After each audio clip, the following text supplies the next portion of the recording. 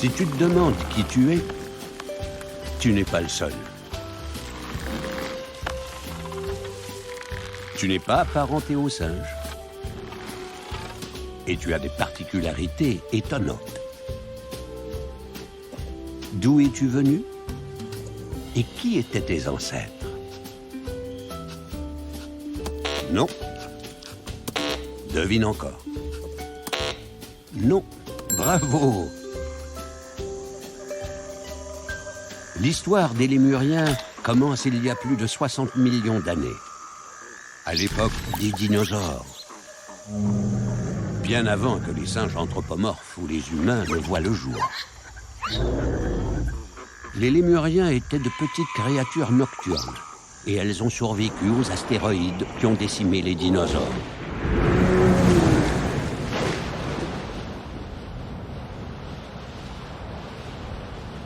Les Lémuriens vivaient en Afrique.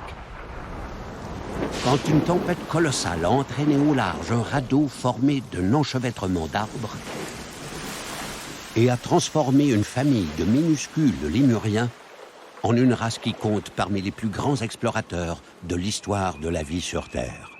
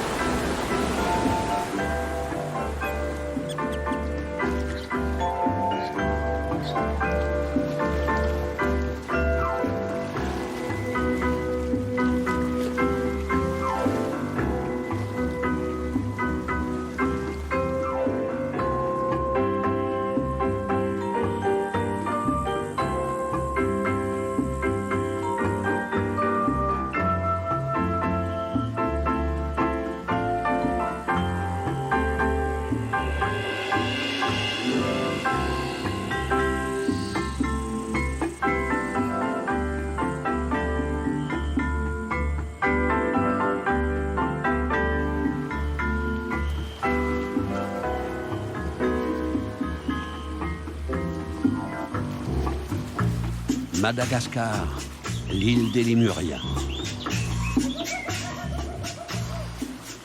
Les Lémuriens ont atterri à Madagascar, une île immense isolée du reste du monde.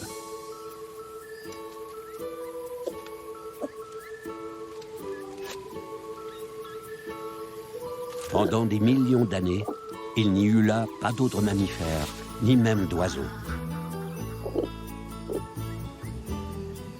Sans aucun prédateur, les Lémuriens ont osé sortir en plein jour. Et au fil du temps, ils ont évolué et adopté de nouvelles formes et des tailles d'une diversité prodigieuse.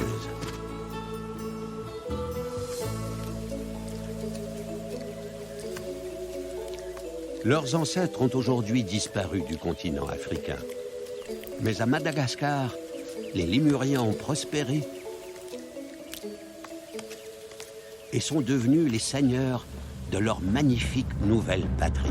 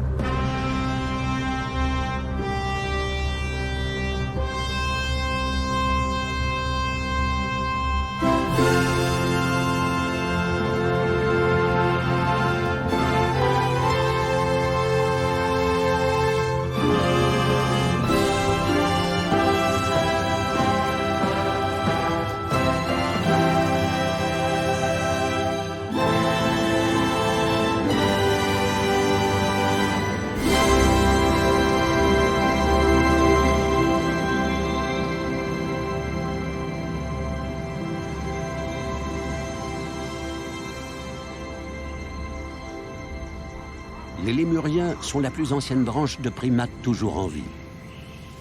Et ils ne vivent qu'en un seul endroit de la Terre, sur l'île de Madagascar. Pour un scientifique qui tente de préserver la riche biodiversité de notre planète, Madagascar est une véritable île au trésor.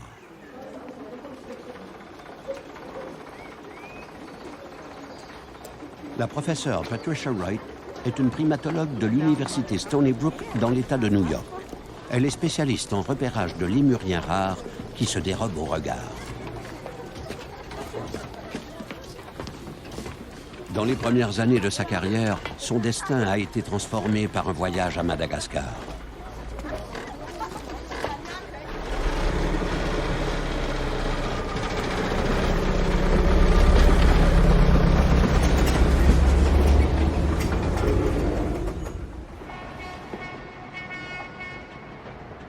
À l'époque, le pays était en rapide mutation et la bonne fortune des lémuriens était en train de s'évanouir.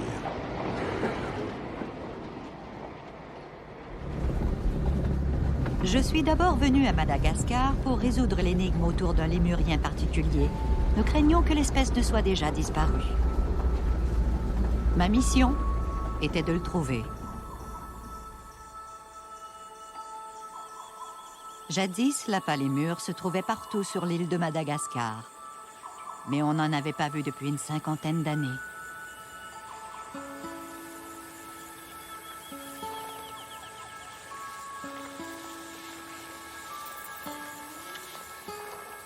J'ai fouillé de long en large pendant des mois sans en voir un seul. J'avais presque abandonné ma quête quand je suis arrivée à Ranamafan. Et là, un matin, en voilà un. Vivant. Qui savourait son mets préféré, de croustillantes jeunes pousses de bambou.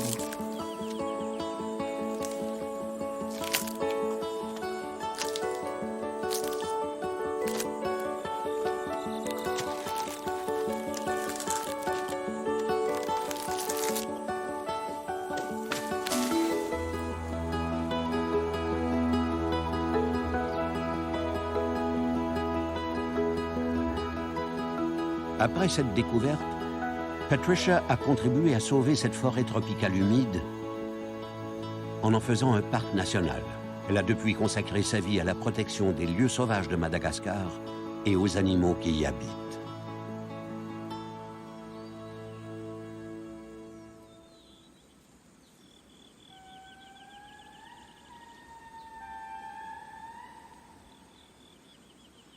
Le mot lémurien signifie « esprit de la nuit ».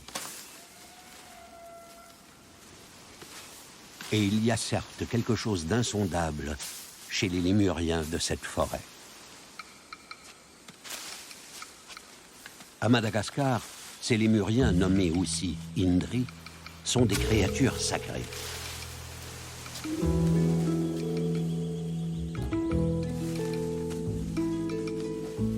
Une légende dit que les deux frères vivaient ensemble dans la forêt. L'un s'est enfui et est devenu le premier humain. L'autre est resté dans la forêt et est devenu le premier Indri.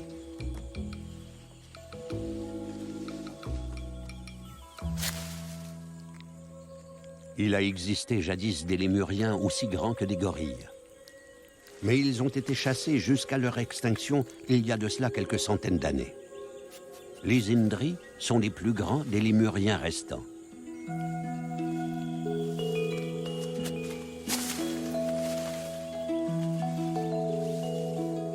Les Indri vivent en petits groupes qui disposent chacun de leur propre territoire.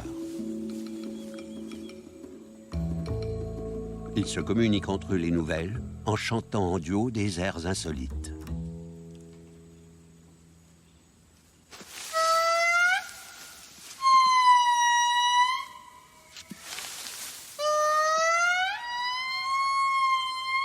Chaque membre de la famille ajoute sa voix Un chœur de chant qui se propage dans les profondeurs de la forêt.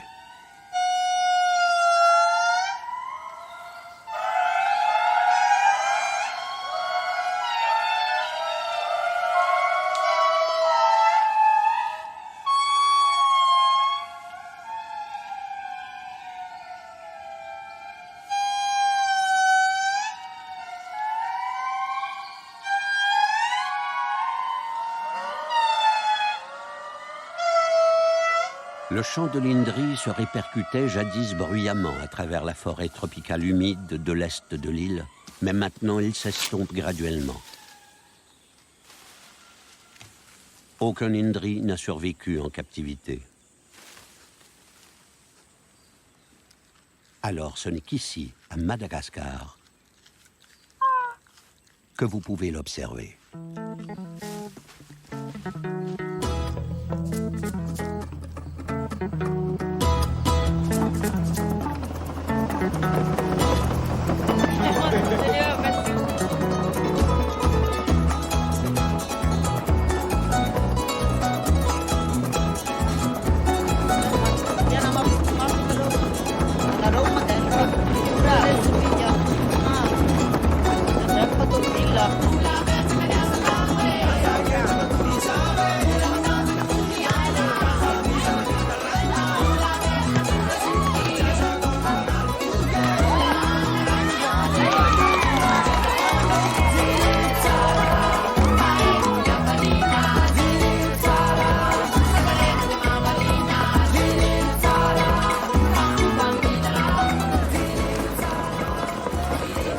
Le village de Ranamafan est situé à la lisière de l'ancienne forêt pluviale où j'avais trouvé les appâts les mûrs. Oui, c'est très bien. Dans le marché. Les gens des villages avoisinants profitent du parc, mais dépendent toujours de la terre pour vivre. Avant de devenir scientifique, j'étais travailleuse sociale à Brooklyn. Cela m'est naturel de chercher à résoudre des problèmes. Et à Madagascar, les humains et les Lémuriens font face aux mêmes problèmes. Des ressources naturelles limitées dont l'un et l'autre ont besoin.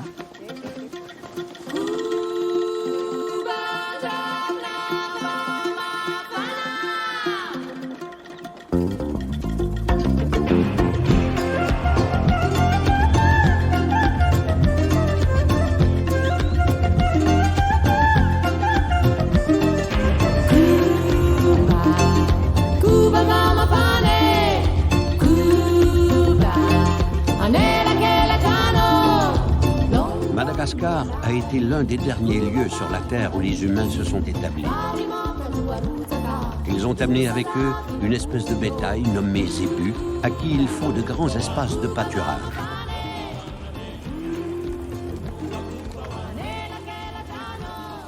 Depuis leur venue, il y a 2000 ans, les humains ont brûlé près de 90% des forêts malgaches afin de défricher la terre pour les pâturages et le maraîchage.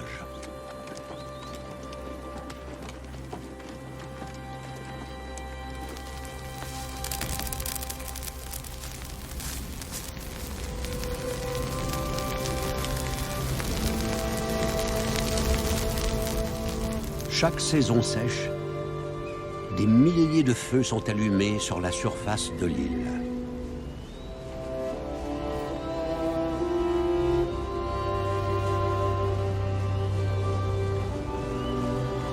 Les feux, allumés dans les champs, échappent au contrôle des fermiers et se propagent en forêt, où vivent les Lémuriens.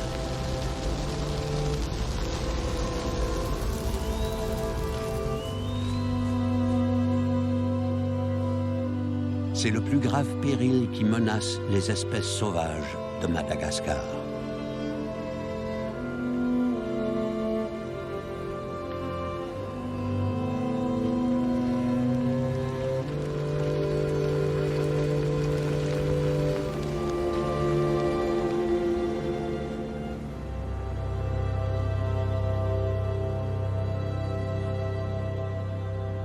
Au fur et à mesure que s'effondre leur habitat, de nombreuses espèces de lémuriens vivent un déclin.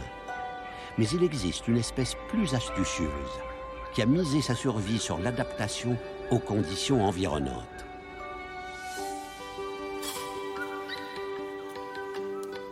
Le feu ne peut les atteindre ici. Ces bandes de mokoko ont trouvé le parfait refuge.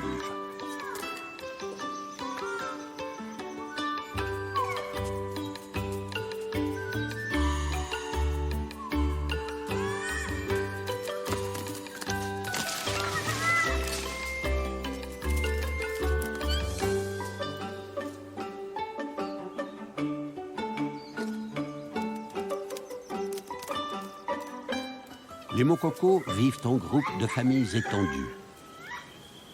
Et l'on observe facilement une caractéristique particulière à ces primates.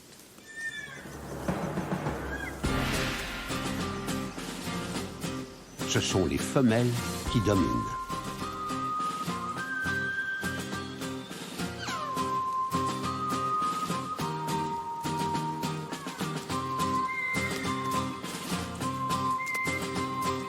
C'est la femelle alpha qui décide où ils iront et ce qu'ils mangeront. La dirigeante de cette troupe est gênée par une main blessée, mais cela ne change rien à sa position à la tête de la bande.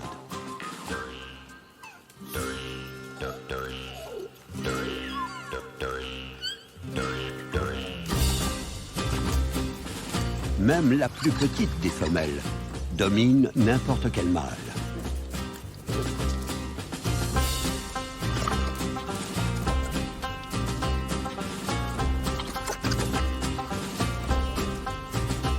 Les femelles héritent ce pouvoir de leur mère. Elles le gardent grâce à leur expérience et à leur comportement.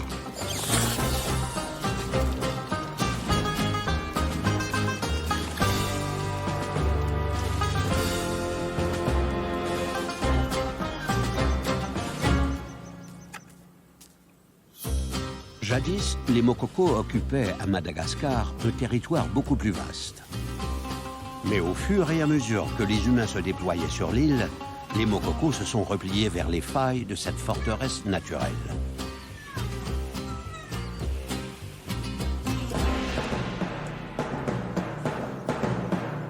Comme des hors-la-loi, ils vivent aux abords de la civilisation, mais multiplient les incursions en territoire agricole.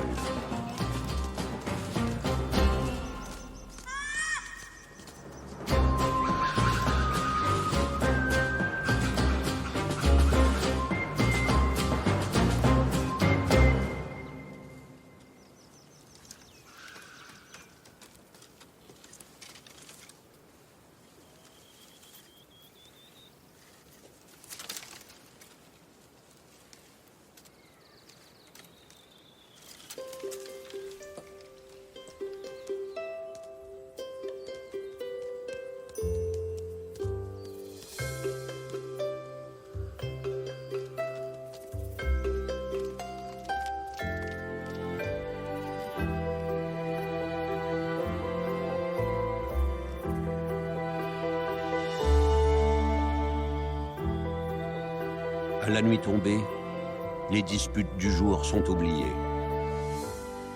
Les membres de la famille de Mokoko se font l'un l'autre la toilette, puis s'endorment affectueusement enroulés en une grosse pelote lémurienne.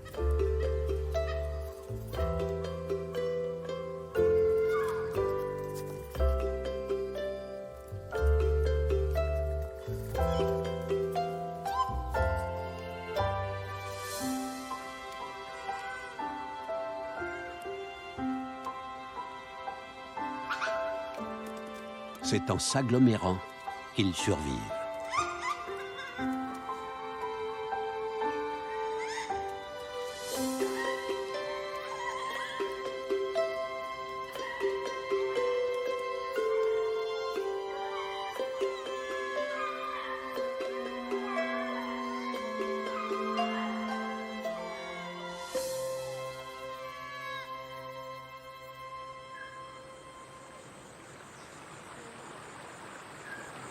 Le quartier général de Patricia, à Madagascar, est le centre Val Bio, une station de recherche de pointe perchée à la limite du parc national Ranamafan, où vivent 15 espèces de lémuriens.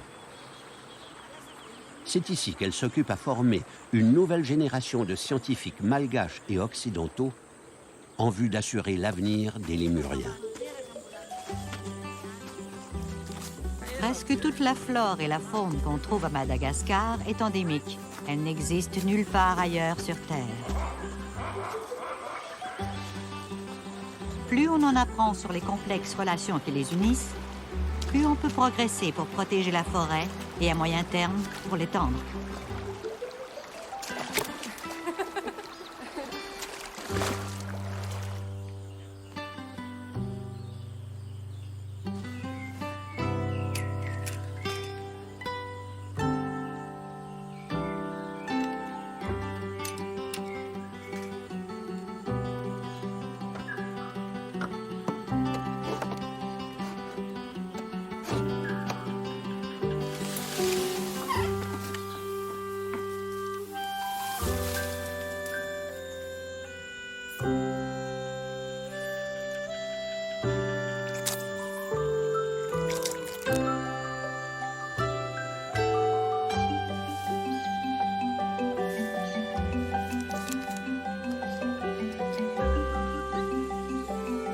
Pour les lémuriens, cette exploration scientifique doit paraître assez mystérieuse.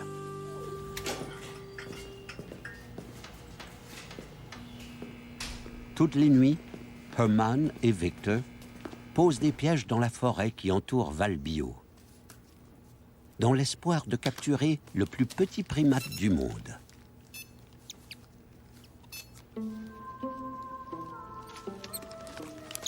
Pour ces microcèbes, c'est comme se faire enlever par des extraterrestres. On les emmène dans un étrange laboratoire où des géants les soumettent à des balayages, des sondes et diverses analyses.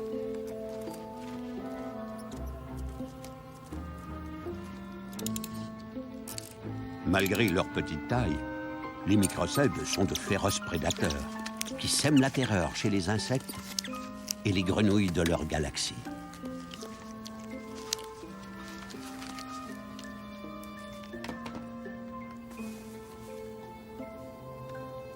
Après quelques heures, les microcèbes sont libérés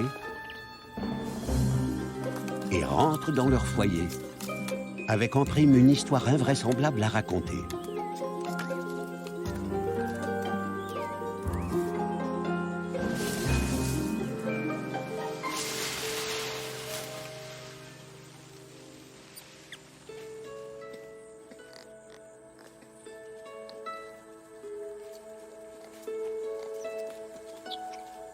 Mon plus grand bonheur est d'être seul en forêt avec les lémuriens. Ces animaux ont une présence très paisible.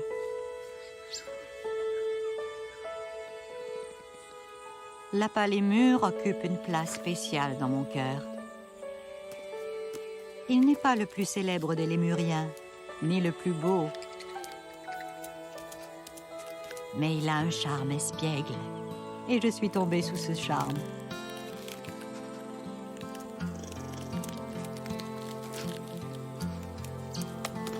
Il y en avait jadis des millions, mais ils sont maintenant dangereusement menacés. Et ces spécimens semblent être les deux seuls à vivre dans cette forêt protégée. Ce père et sa fille sont seuls depuis 2 ans, quand la mère a disparu. Pour que l'espèce survive, je dois les aider de toute urgence. Il leur faut des conjoints venus de l'extérieur du parc. Et c'est moi qui ferai office de marieuse.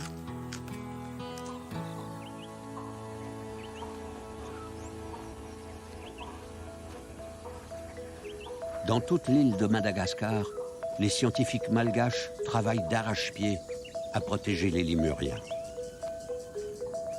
La professeure Anta Rassami-Manana travaille dans la forêt épineuse. Un habitat étrange peuplé de forbes et d'arbres ressemblant à des cactus épineux. Elle est recenseur et elle est à la recherche de son lémurien préféré, le Propithèque.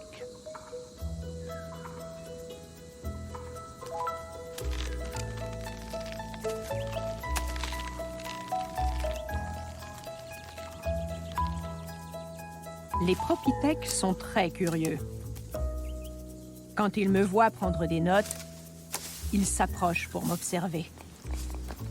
Tout comme s'ils étaient eux aussi des primatologues.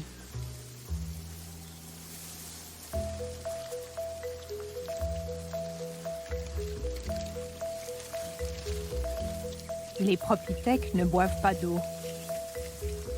Ils absorbent par les fruits et les petites feuilles coincées entre les épines des plantes toute l'humidité dont ils ont besoin.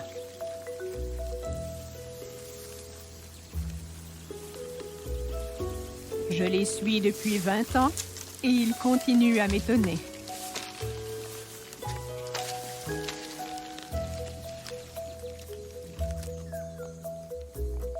J'apprends à mes étudiants que les lémuriens sont les trésors vivants de l'île de Madagascar. Mais ce qui étonne le plus, chez les propithèques, c'est leur pas de danse.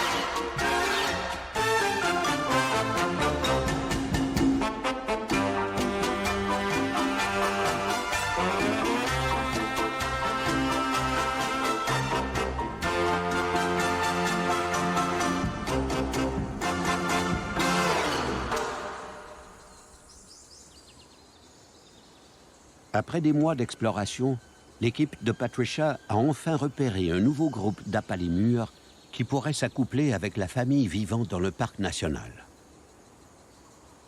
L'habitat est dans un état terrible. Je veux dire, il est très détérioré. Mais je suis très soulagée, vraiment très soulagée, parce que ça fait si longtemps que nous traquons ces bêtes. Il faut les piéger aujourd'hui.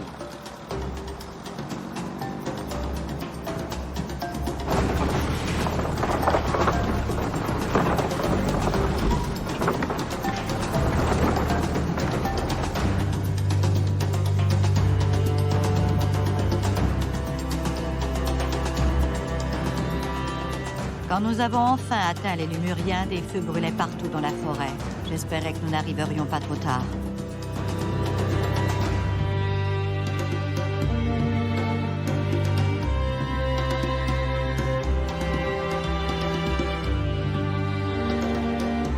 Ils les ont capturés juste à temps. Mais un autre pan de forêt a été détruit.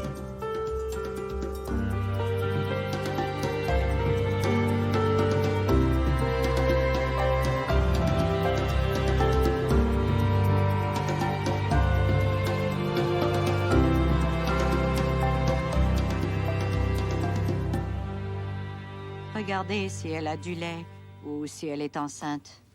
De retour à Valbio, les lémuriens réchappés sont mis sous sédatifs et examinés pour s'assurer qu'ils n'ont pas de parasites ni de maladies.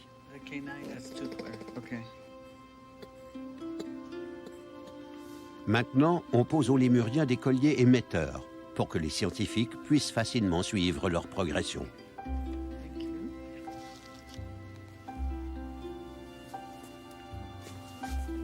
J'observe ces animaux depuis tellement d'années, mais c'est la première fois que j'en tiens un dans mes bras. Tu es tellement belle.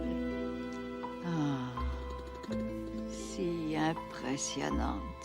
Je croyais ton espèce disparue. Ce serait une perte fatale. De si jolies bêtes. Mais maintenant, vous allez vivre dans le grand parc. Ouais. Peu après, Patricia amène les lémuriens réchappés dans un enclos dans la forêt pluviale afin qu'ils se familiarisent avec l'environnement avant de se confronter à ses autres résidents.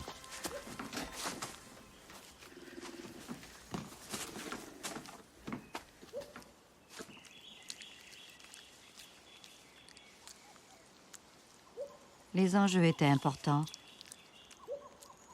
Et je ne savais pas à quoi m'attendre. Tomberait-il amoureux? Y aurait-il une bagarre? Allait-il même réussir à se trouver?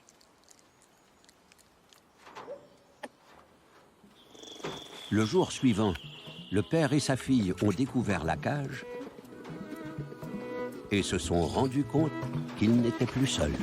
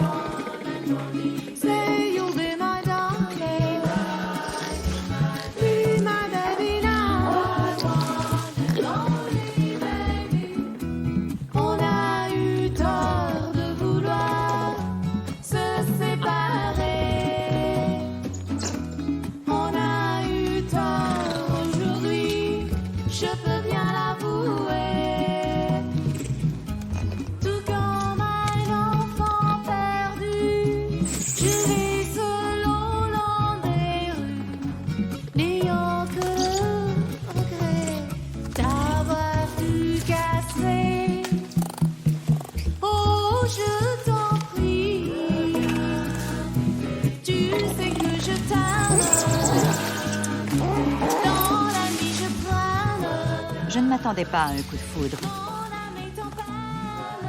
Il faut qu'ils fassent connaissance.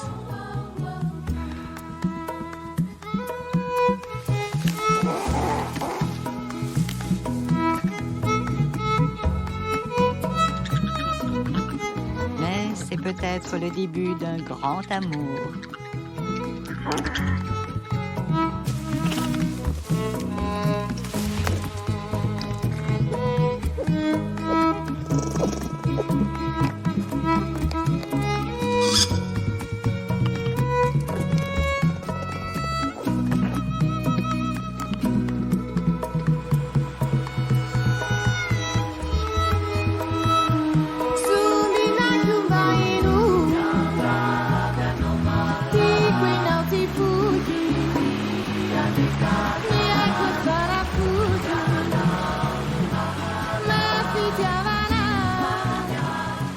Si tout se passe bien, l'an prochain, nous aurons des nouveaux-nés dans le parc.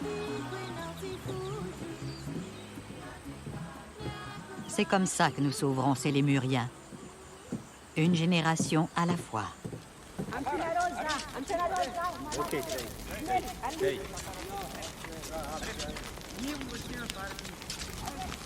Partout à Madagascar, les lémuriens doivent livrer bataille pour survivre. Mais la balance commence, ici et là, à pencher de leur côté. Certains villageois qui déclenchaient des incendies se sont mis à les combattre.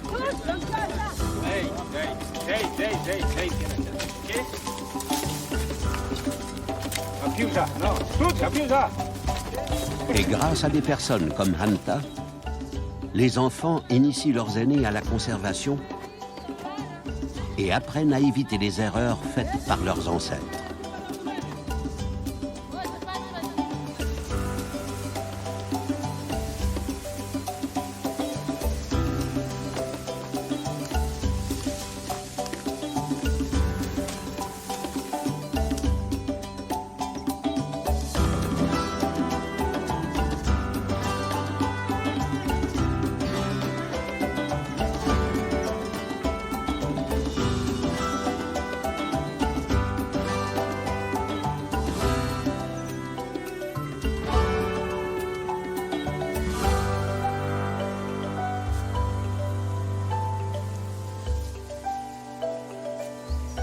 Les Lémuriens sont arrivés à Madagascar en naufragé.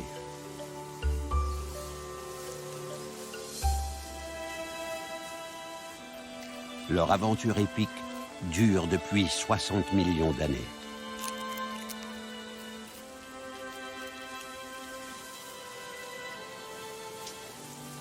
Le destin a emporté les Lémuriens jusqu'à Madagascar.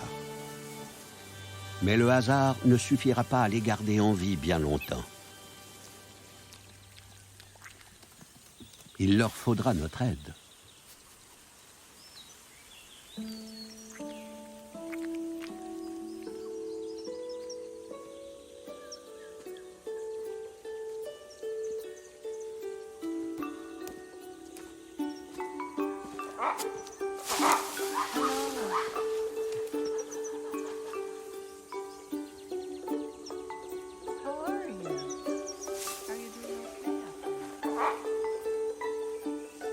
Plus je connais les Lémuriens, et plus je les aime.